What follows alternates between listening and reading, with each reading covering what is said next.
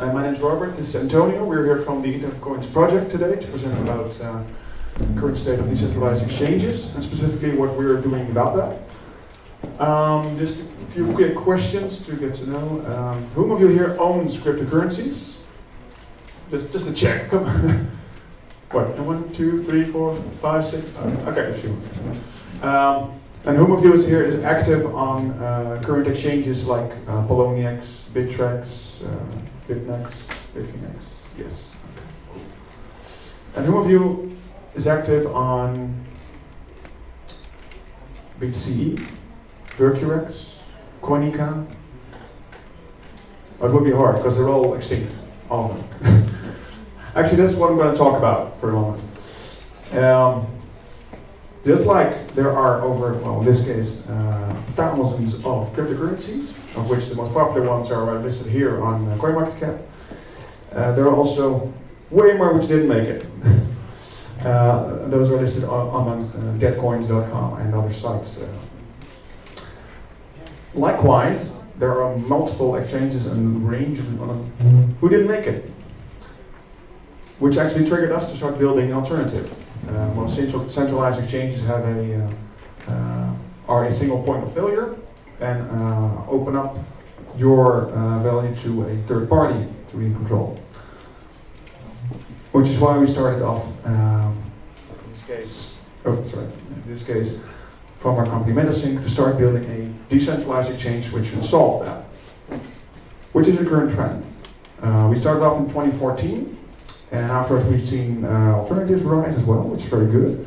Like SuperNet, NVO, Cosmos, COS, and there are quite a few projects out there, which is good.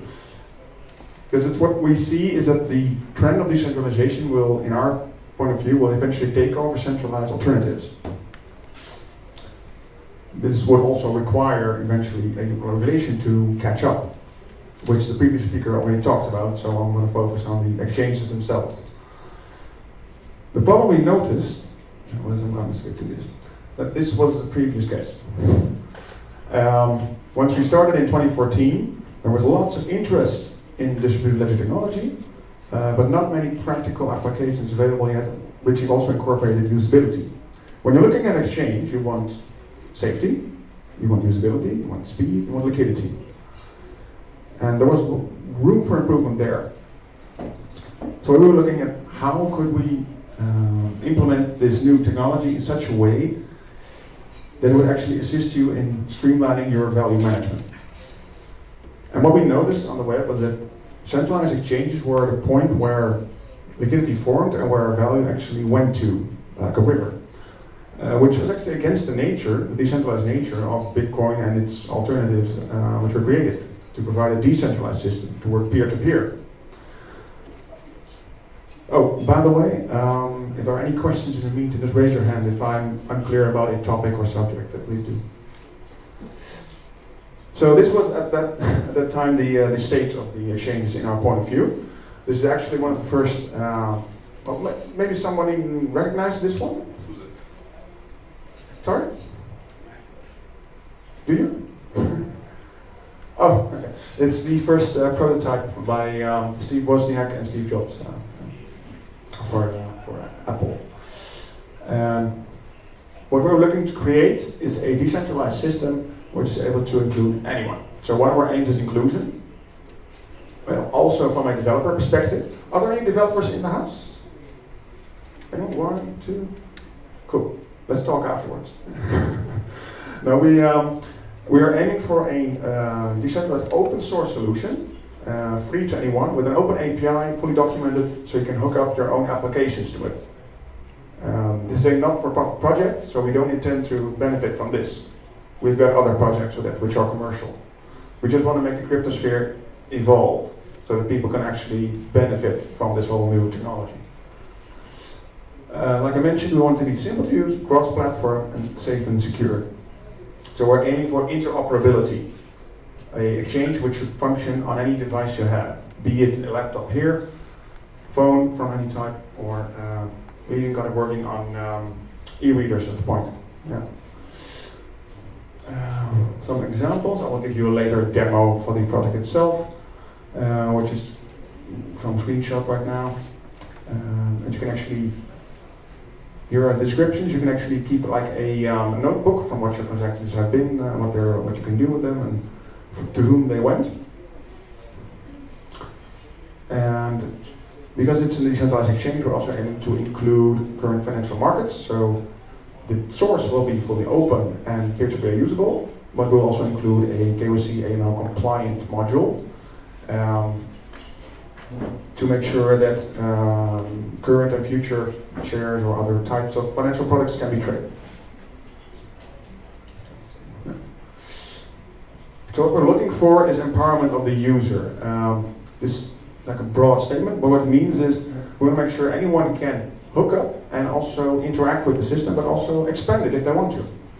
So we developed in our own language a system with recipes, is what we call them. So you can add your own currency. If you've got your own project coming up, be it an ICO or otherwise, or maybe you're just a farmer in a third world country and you want to tokenize your cows, you can do so. Because we do not limit accessibility. It's permissionless. So, and we call this, in broad terms, the transactional operating system. We have a REFT consensus mechanism built in, and it has its own processor and scheduler, so you can also track what the current transactions are doing and when they will be queued. And it's full, as I mentioned, built up fully modular, so any development team from external parties can join in if they want to, which is what we're doing right now. We're setting up bounties. That's for others to participate if they need to or want to. As I mentioned, it's interoperable. This is the one working in your terminal. Backend and frontend is fully script separated, so it makes it very lightweight as well. If I'm in the way, I'll go a bit to the side. We're currently supporting about 300 cryptocurrencies and tokens, and we're aiming to include all, like CoinMarketCap and beyond. And because it's a permissionless system, so we are not the ones who should obstruct any exchange of value. That's our goal. Some slides about how it currently looks, but I can demo it in a moment if you need. It would also aim to create a stronger internet, and by that I mean an internet of value exchange. So it's what in the name Internet of Coins. Coins itself is, of course, a narrow term. At this point, it will be either tokens, it will be financial products, it can be shares, it can be anything. But we started off with hybrid assets. It's a combination I can say invented in 2014. Is what it does, it creates an asset which diversifies your risk amongst different type of blockchains and projects. So in this example, we've got Counterparty and NXT included. Both systems which have their own tokens, which you can release on them. You've got BitShares, you've got NEM. I saw NEM guys here as well. Is there anyone in the room from NEM? No? Okay, we'll look you up later. Waves currently included Omni for the Bitcoin and Ethereum itself. So they are combined in assets, which means if you are going to launch a product, you can diversify your risk amongst these chains. This also creates opportunity for margin trading, or eventually market making amongst the different decentralized exchanges. Because what we're aiming for is to include other exchanges as well. That's why we've got an open API. And to increase liquidity for the user to be able to trade amongst different type of exchanges already available. So that's why we're also in contact with Interledger, who's building a swapping protocol. It's very nice. So once their source is available and from other projects, we aim to include it. So the user can always choose how he wants to trade and with what type of protocol or system they want to interface. And that's what we call technology for good, but that's also because we don't want to profit from it. We've started off with developing some hardware nodes as well. For those who are interested, they come fully stacked with the software available. These are prototypes built with recycled wood, so it's how to put this, environmentally friendly. And currently we're building up our team. We're located in the Netherlands, in Amsterdam, with about 14 people right now. And we crowdfunded this project last year after 2.5 years of development to make sure that we've got a working prototype to show what we're doing. And right now we're taking on any developers who are interested to expand this project. Give the name. This is our foundation, and this is our company for commercial projects. And I will give it a short but quick demo in the meantime. The last edition was built at Christmas, so that's why there's snow in it. We can start assets. Let's see. What you can do is you go to assets. You can. These are the favorites, and I can manage them. I can add any type I like.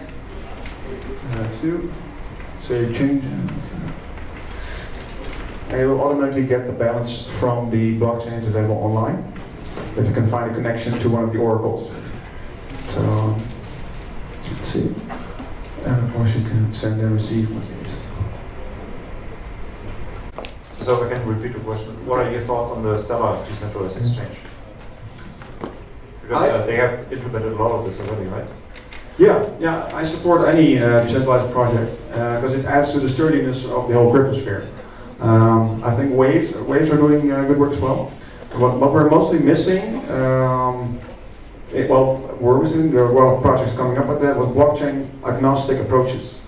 So, for instance, I like Ether Delta, but it's one of the larger ones on the decentralized ones, but it's still slow and it's still. Remember, there was a DNS hack a few months ago, so it still has some weaknesses in it. But also like the ones from Stellar, but also one from Waves. They're building another one as well. So yeah, go. As long I would be thrilled if that would also include an open API to interface with other projects, for instance. So that's the approach we're going for. So we're fully opening up to anyone. So. Also, we're not in control. Maybe I forgot to mention that. We're releasing the product, and you can download it and work on it locally, and be a node so that you can also benefit from it with your liquidity that you provide. But it's permissionless, so we are not the ones controlling the network or allowing or disallowing people to join in. Comparable to the BitTorrent Foundation. Does it give away the software? Yeah, so like along those lines, do you have like a plan for increasing liquidity in your network? Like what does that look like for you? Yeah, we've thought about that by starting up with master nodes. Liquidity, you require some users coming from existing base. So probably at start, we will interface with current existing centralized exchanges to build up a community, to make sure that new users have some liquidity available, and eventually by preference, want to remove them from the network, but it's also by choice. I wouldn't prefer to work with centralized exchanges for my own value management, but people can always opt in if they want to. We don't want to limit people in their own choices. So the question's around slowness on distributed exchanges. Yes. A lot of market makers, a lot of liquidity seems to move to bigger exchanges simply because they're a lot faster. And they can pull, they can cancel or change orders a lot quicker than these distributed exchanges can do. Yeah. What do you think is going to happen there? My expectation is that, don't get me wrong, current centralized exchanges offer a good and premium service, if that's what you're looking for.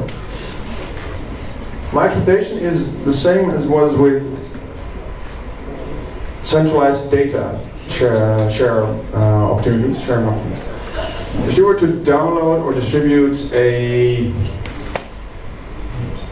software project, let's say in the 90s, you would either do so by an FTP server, IRC, or Usenet provider, which was a centralized solution.